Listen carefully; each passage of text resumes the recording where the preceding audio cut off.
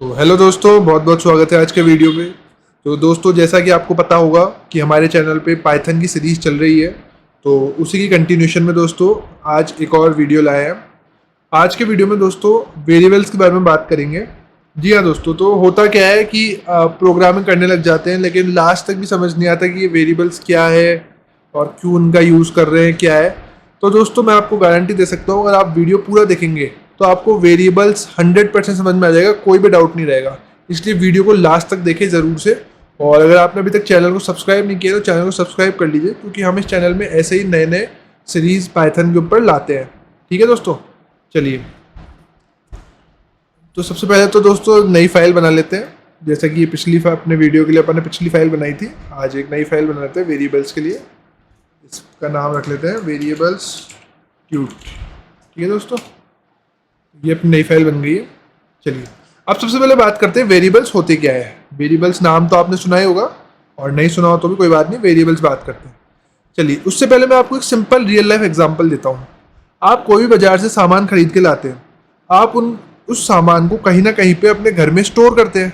जैसे कि मान लीजिए आपने किसी कंटेनर में उसको स्टोर किया और फिर उस कंटेनर को आपने उठा के अपने घर पे कहीं भी किसी जगह पे रख दिया। ठीक है दोस्तों, तो दो चीज़ें हुई, एक तो आपने उसको किसी कंटेनर में रखा और दूसरी चीज़ आपने उस कंटेनर को उठाया अपने घर में कहीं पे रख दिया।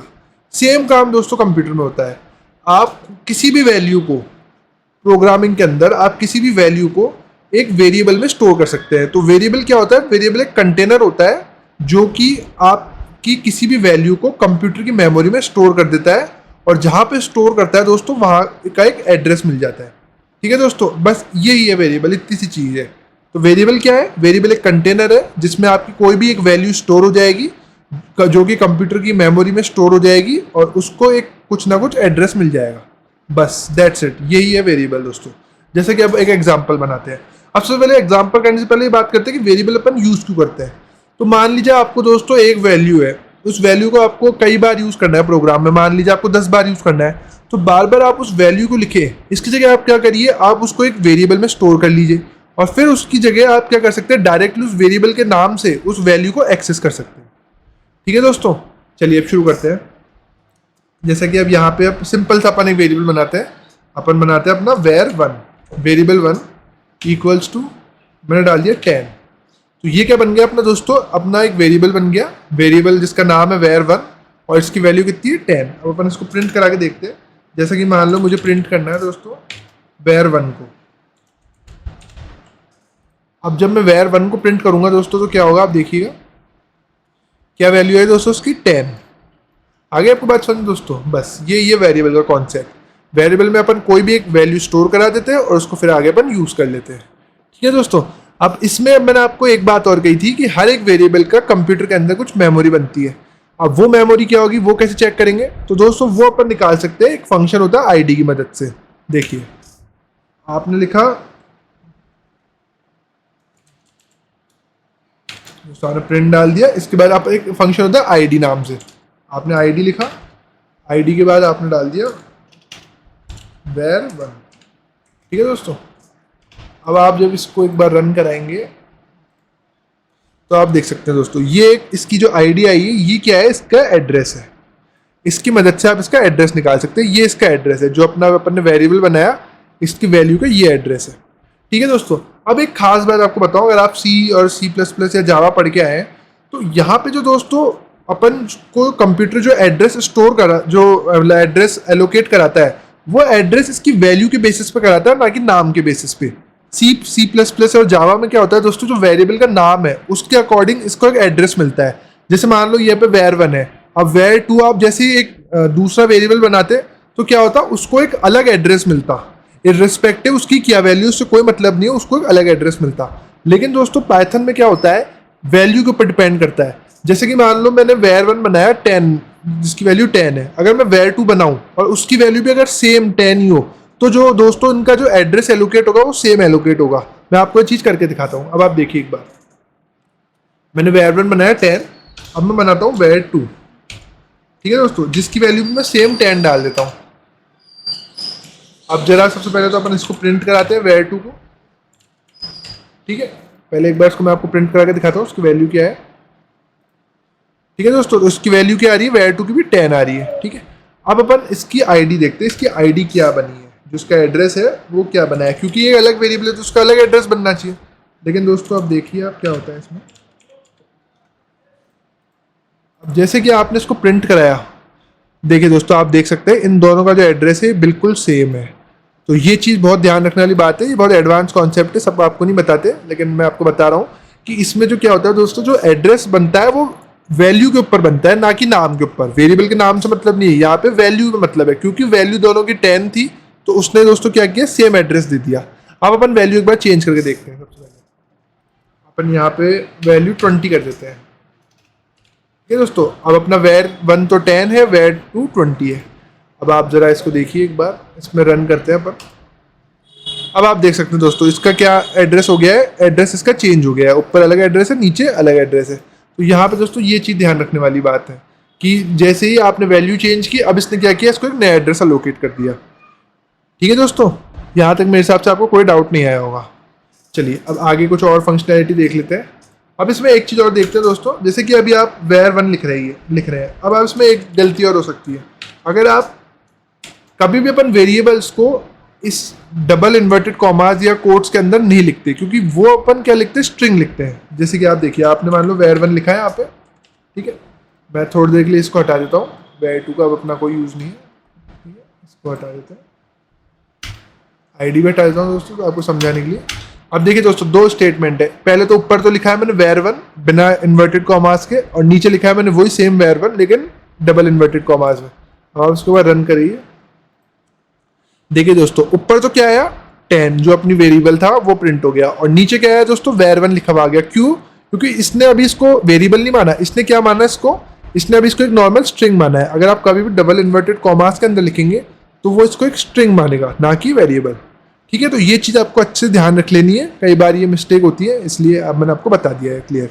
ठीक है, अब ऐसा नहीं है कि अपन वेरिएबल केवल नंबर ही डाल सकते हैं, अपन वेरिएबल के अंदर कुछ वैल्यू भी डाल सकते हैं। जैसे मान लो मैंने var1 लिखा, या var2 लिख दीजिए, var2 लिखा, और var2 में मान लीजिए मैंने अब डाल दिया एक स्ट्रिंग डाल देता हूँ पाइथन। ठीक है दोस्तों, var2 के अंदर मैंने स्ट्रिंग डाल दिया। अब जब मैं इसको प्रिंट कराऊंगा तो क्या प्रिंट होगा, var2 प्रिंट कराता हूँ। ठीक है दोस्तों, तो अब देखिए क्या प्रिंट होता है, क्या प्रिंट हो गया दोस्तों, पाइथन। ठीक है, तो आप इसके अंदर जरूरी नहीं है कि आप केवल इसके अंदर नंबर ही डालें, आप इसके अंदर स्ट्रिंग भी डाल सकते हैं। ठीक है, यहाँ तक मेरे हिसाब से कोई डाउट नहीं आना चाहिए आपको। अगर कोई डाउट आता है आपको तो आप कमेंट सेक्शन में करके पूछ सकते हैं, कोई प्रॉब्लम नहीं उसमें दोस्तों। ठीक है, चलिए अब अपन कुछ बात कर लेते हैं कि क्या रूल्स रहते हैं, किस तरीके से आप रूल्स मतलब इसे मतलब वेरिएबल्स को बनाने के क्या रूल्स रहते हैं। ठीक है, अच्छा दोस्तों एक चीज़ और बता दूं आपको, वैसे मैं आगे आने वाली वीडियो से बताने वाला था, लेकिन फिर भी बताता हूँ आपको। एक चीज़ होती है अपना कॉमेंट। कॉमेंट मतलब वो कोड जिसको कंपाइलर इग्नोर कर देगा कंपाइल करते टाइम। जैसे मैंने यहाँ पे ये कमेंट डाला, अब ये कमेंट कैसे डाला मैंने, इसके आगे हैश लगा दिया और फिर जो भी चीज़ लिखी इसको कंपाइलर नहीं पढ़ेगा, ये केवल आप एक तरीके से आप भी समझ लीजिए अपने समझने के लिए कंपाइलर इस जो ये लिखा हुआ है हैश के आगे उसको इग्नोर कर देगा। ठीक है, तो ये मैंने आपको समझाने के लिए लिखा है, इसको अपन कमेंट बोलते हैं। चलिए अब मैंने रूल्स लिखा, अब रूल्स में मैं क्या करता हूँ दोस्तों, इसके आपको रूल्स बताता हूँ क्या क्या रूल रहते हैं। सबसे पहले तो आप कभी भी जो वेरिएबल लिखते हैं वो हमेशा लेटर्स से ही स्टार्ट करते हैं, आप कभी भी नंबर से स्टार्ट नहीं करते। अगर आप नंबर से स्टार्ट करेंगे, जैसे मैंने var1 लिखा, इसकी जगह मैं अगर 1 var लिखूंगा तो ये एरर शो करेगा। देखिए मैंने मान लीजिए 1 var लिखा, एक काम करते हैं 3 var लिख देते हैं, मतलब 3 var लिख के =2 करके मैं कुछ भी डाल देता हूँ 5। अब दोस्तों ये क्या कर रहा है, देखिए यहाँ पे क्या आ रहा है, एरर शो हो रही है। अगर आप इसको कंपाइल करके देखेंगे एक बार तो वो क्या बोलेगा, सिंटैक्स एरर, कि जो है यहाँ पे आपने ये इससे स्टार्ट नहीं कर सकते आप। ठीक है दोस्तों, तो कभी भी आप वेरिएबल जब बनाते हैं तो आप आगे तो नंबर यूज में ले सकते हैं, कोई प्रॉब्लम नहीं। जैसे अपन ने var के आगे 1 यूज किया, यहाँ तो आप कर सकते हैं, लेकिन आप पीछे की तरफ कभी भी नंबर यूज नहीं करेंगे शुरुआत में। ठीक है दोस्तों, तो ये अपना पहला रूल था।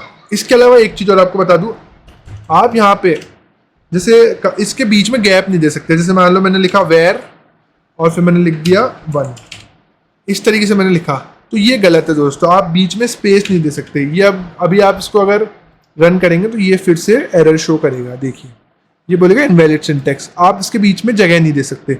आप क्या यूज़ कर सकते हो जगह की जगह, मतलब आपको देना हो तो आप यहाँ पे अंडरस्कोर यूज़ कर सकते हो और यहाँ पे अंडरस्कोर डालिए। अब ये सही सिंटैक्स शो करेगा। अब इसको अपन प्रिंट करा लेते हैं एक बार, ठीक है। इसको अपन प्रिंट कराएंगे तो अब ये इजीली प्रिंट हो जाएगा, कोई प्रॉब्लम नहीं आएगी इसमें। ये दोस्तों यहाँ पे आप देख सकते हैं 5 प्रिंट हो गया अपना, कोई प्रॉब्लम नहीं आई। तो अगर आपको जैसे कभी स्पेस देनी हो, थोड़ा अपन प्रोग्रामिंग करते हैं तो अपन को सिंटैक्स को अच्छा बनाने के लिए, डेकोरेट करने के लिए कई बार अपन को देना पड़ता है स्पेस, तो आप स्पेस की जगह अंडरस्कोर यूज़ कर सकते हैं।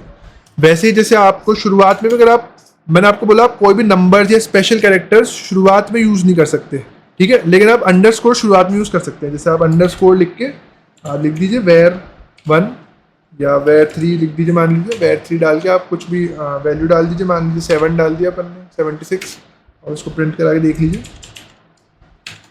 अपन ने प्रिंट करा दिया। ठीक है दोस्तों, ये var3 डाल देते हैं।